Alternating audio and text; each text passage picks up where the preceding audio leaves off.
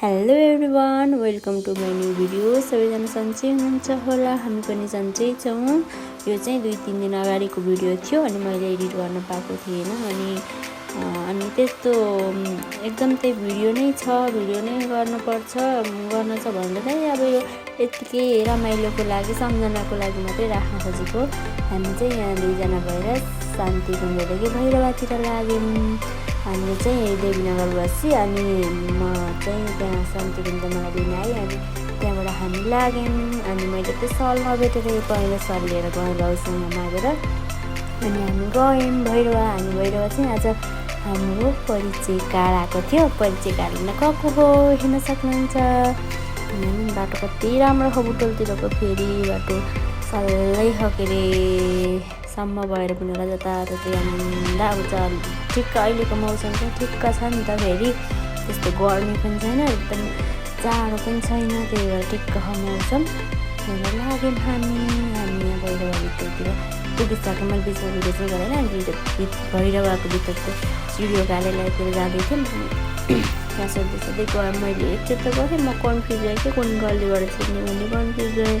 तर अगाडि गएर त देखिँदो रहेछ, त्यही पनि सोधौँ न, अनि बिर्सेँ म ठ्याक्क अगाडि देखिन्छ भन्ने भुलेँ, त्यही भएर अगाडि गयौँ। अनि हामी चाहिँ यसरी गएर लाइनमा बस्नु पऱ्यो। हामीलाई चाहिँ 1 घन्टा जति बस्नु भन्यो, अनि त्यहाँको दिएर हाम्रो कार्ड दिएर आएको छ कि आएको छैन भनेर दिएर हामी लाइनमा बस्नु पऱ्यो। हामी चाहिँ धेरै देर नै 1 घन्टा जति बस्यौँ, फोटोकपी गरेर अनि हामी भित्रतिर लाग्यौँ। मैले चाहिँ त्यो यस लान भुलेको थिएँ, फोटो थियो, त्यही फोटो निकालेर अनि कुरिरहेको थियौँ अनि त्यो लिएर गरिदियौँ अनि भित्र गएर बस्यौँ। हेर्न सक्नुहुन्छ, उसले चाहिँ पाइसक्यो, पाएर खुसी हमेको यति खुसी भएँ, कति खुसी भएँ।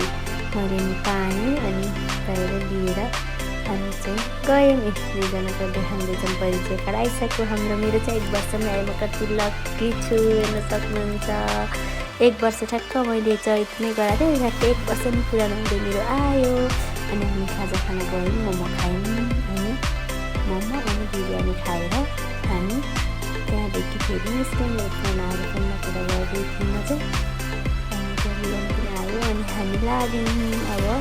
हामी फेरि कहाँ जाने त भन्दाखेरि सुनौली जाऊँ न भनेर सुनौलीतिर लाग्यौँ हेर्न सक्नुहुन्छ। त्यो दिन पनि धेरै रमाइलो भयो हाम्रो।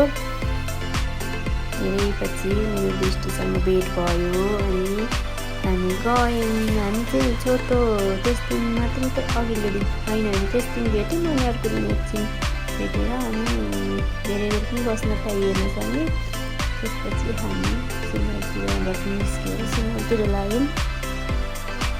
मलाई चाहिँ खासै त्यो सुनौली खासै दाम जस्तो लाग्दैन कि, खासै इन्ट्रेस्ट लाग्दैन। अनि के सस्तो पाइन्छ भनेर जान्छन् हो, यसलाई पनि त्यही भन्दै थियो, के सस्तो पाइन्छ यहाँ आउने जाने खर्चले उही त हो नि भन्नुहुन्छ कि, आफ्नै देशमा केही किनौँ न भन्ने हुन्छ क्या। सुनौली भनेको त अब बोर्डर पारी गइसकेपछि त अर्काको देश भइहाल्यो। बालिन सरकारले केही गर्छ कि भन्ने आश हो, तर केही गर्छ कि गर्दैन, ठिकै छ, जारोस् नगरोस्। अब हामी आफू भोट दिन जान पाइन्न होला, थाहा छैन, त्यो पनि ठिकै छ, जे भए पनि राम्रो होस् भन्न चाहन्छु म चाहिँ। जसले जिते पनि राम्रो गरोस्, त्यही नै हो मेरो शुभकामना। अनि हामी हेर्नु सुनौलीको बोर्डर आयो कि, अब हाम्रो देश सुरु भयो भने यिनीहरूले रङ्गचङ्ग गराएर आफ्नो देशलाई बनाउनु लाग्यो। तर त्यो भित्र सिलेबस यति फोहोरो हुन्छ कि अगाडि मात्र राम्रो देखाएर के गर्नु, भित्र छिरेपछि त मान्छेको भिडभाड त्यस्तै छ, साङ्गो छ, बजार मात्रै छ, जता गयो त्यतै कप्पा, जता गयो त्यतै ठगे खानालाई, के गर्नु यस्तै छ। हेर्न सक्नुहुन्छ, सुरु भयो अब हेर्नु, इन्डियन गाडीहरू सुरु भयो। ट्याक्सी मेन गेटभित्र छिर्यौँ हामी। गेट चाहिँ राम्रो गराएको कि, फेरि पहिला चाहिँ यस्तो थिएन नि, यो पुरानो थियो अनि अहिले चाहिँ कत्रो राम्रो गराएको नि कि हेर्न सक्नुहुन्छ। यहाँ चाहिँ त्यो त्यसले किन हामीलाई झर्नु भन्यो, अरूलाई त खुल्खुल पठाइरहेको, हामीलाई त झरेर उता घर देखाउनु बिक्री गर्नु मन छ कि। अनि म झरेँ, हाम्रो कार्ड खोजी थिएँ, परिचय कार्ड दिन्छु भनेर त्यो पनि आइता भेटेको थियो फेरि। अनि नागरिकता दिएर म चाहिँ त्यो अगाडिमा झरेँ अनि झरेर अगाडिपट्टि छिरेँ म चाहिँ, अनि रोक्नु उता साइड लाउनु भन्छ फेरि किन हो खै कुनै के गरेको अन्त भर्खर आउँदै थियो निस्किनु भनेर चाहिँ त्यस्तो गर्ने देखाउनु भन्ने हो त ठिकै छ यस्तै छ नियम मान्नै पर्यो नियमअनुसार चल्नै पर्यो अरूलाई दिए हामीलाई दिनमा कराउनु पनि भएन अनि त्यसपछि हामी झऱ्यौँ अनि झरेर त्यहाँ डिक्की खोलेर त्यही खाएन भने केही थिएन त्यस्तै डिक्की पनि खोल्न पठायो खै पनि के लिएर आएको भन्ने सोचेको पनि अचम्म परेँ म पनि अनि त्यसले त्यहाँ खोलेर त्यही खाएँ अनि हामी चाहिँ एकछिनमा भित्र छिर्छौँ अनि के गरेर खोलेको होला त हेरिरहेको छन् खरै हुन्छ कि तर के गर्नु यस्तै खाएँ मसिनहरू त आउनु मात्रै हो यहाँको फोहोर ल्याएर यहाँको फोहोर भन्दा त्यस्तो फोहोर पनि छैन भने त अहिले त सबै लाग्छ छैन अन्त भिडभाड छेउ लाग्छ कि त्यहाँ गएर सामान सस्तो पाउने भन्ने मात्रै हो कि त्यहाँ रहरले जान्छौँ जस्तो लाग्छ कि मलाई चाहिँ खासै त्यस्तो इन्ट्रेस्ट चाहिँ लाग्दैन त सुनहरू गएर ओहो नि यो किनौँ भन्न आफ्नै देशमा किन्नु नि जे किन्यो पनि आफ्नै देशमा पैसा दिनु नि आफ्नो पैसा होइन र ठिक छ सबैको आफ्नो इच्छा हो यो दाइले चाहिँ मलाई ए भगवान् यो दाइले चाहिँ फेरि पुरा ब्लग भनेर पुरा पोज दिइरहेको थियो कि त्यहाँ चाहिँ कुन च्यानल हो भनिरहेको थियो चाहिँ हामी चाहिँ नचिनेर गएर गयौँ अगाडि गएर अनि यहाँभित्र छिर्यौँ हेर्नु न गल्ली गल्ली यस्तो फोहोरै त हो नि के सफा छ त त्यही पनि ठिकै छ अगाडि लागेछन् फेरि यिनलाई सुनौली आउने बानी परेछ हेर्नुहोस् सुनौली जाम भनेर आएको हामी नजाम भनेको थिएँ मैले जाम भनेर आएको है हो मैले चाहिँ केही किनेन भन्दा नि केही पनि किनेन मैले क्रिमहरू किन्यौँ अनि हामी लाग्यौँ अब आफ्नै वासस्थानतिर लाग्यो हामी चाहिँ यस्तै भयो आजको अस्तिको दिन आजको होइन यो अस्ति 3 दिन अगाडिको दिन हो यो चाहिँ आजको होइन हेर्न सक्नुहुन्छ हाम्रो यात्रा नेपालदेखि इन्डियाको यात्रा पनि पुगेर आइयो 1 घन्टामा यस्तै छैन नि यो घर कस्तो राम्रो छ यो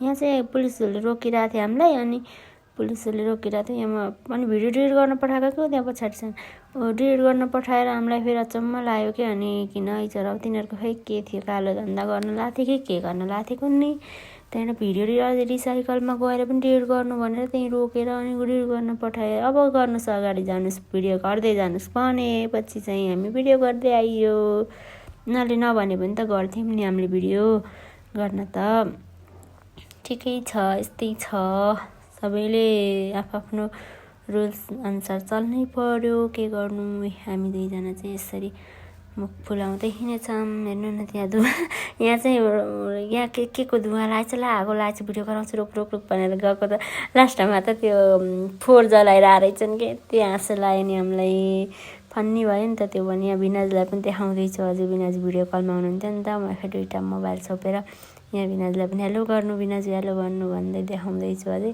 तर मोबाइल खस्छ कि भन्ने डरले चाहिँ मैले त्यहाँ राम्रोसँग देखाउन सकिनँ छु धन्यवाद सबैले माया गरिदिनु होला सब्सक्राइब पनि गरिदिनु होला thank you everyone love you ल यस्तै गरी हाम्रो दिन गयो त्यो दिन पनि गयो अझै भिडियोहरू आउने छन् धेरै माया गरिदिनु होला बाई बाई